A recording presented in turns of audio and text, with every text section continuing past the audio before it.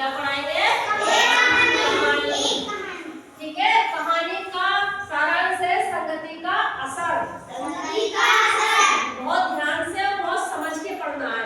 एक बच्चा पहले इसको पढ़ेगा, फिर हम उसको बताएंगे। ठीक है रूही, चलो आइए।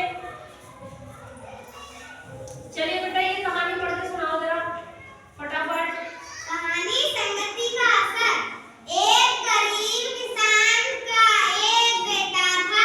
उसके पिता का कहना था कि मेरा बेटा पढ़ लिखकर एक महान इंसान बने, लेकिन उसका बेटा पढ़ने में बिल्कुल भी रुचि नहीं लेता था और मोहल्ले के गंदे बच्चों में खेलने निकल जाता था।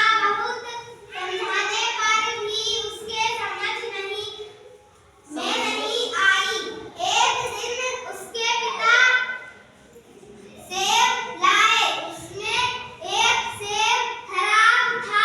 उसने सारे सेब खराब कर दिए। Very good. देखिए, आप लोगों के ऊपर ये कविता कहानी है।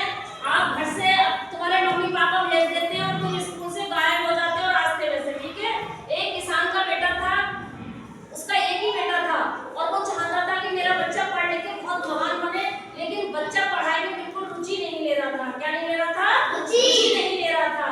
उसके पिता ने बहुत समझाया, उसकी समझ में नहीं आया। ठीक है,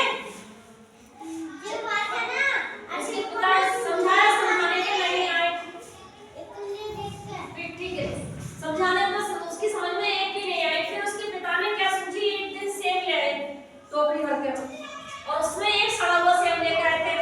तो उसी लड़के से उन्होंने रखवाया वो सेब। और सेब जब उसने अपने पिता ने कहा कि बेटा सेब लेके आओ, तो उस एक सड़े हुए सेब ने सारे टोकरी के सेब तुम्हारे सड़ा दिए। क्या हुआ? सेब सड़ गए। तो अपने पिता से बोला, पापा सेब तो सारे सड़ गए।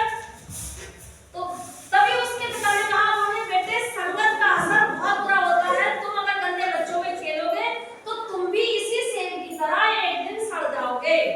समझ में आया? है? इसीलिए अब ये बताइए कि सेब एक सेब ने पूरी टोकरी के सेब गंदे कर दिए। अब तुम गलियों में गंदे बच्चों के साथ खेलोगे तो तुम्हारे साथ पढ़ाई लिखाई तो आएगी नहीं, गलत चीजें आएंगी। इसीलिए अपना घर से आओ सीधा स्कूल और स्कूल से जाओ घर।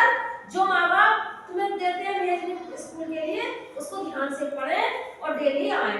ठीक, धन्यवाद।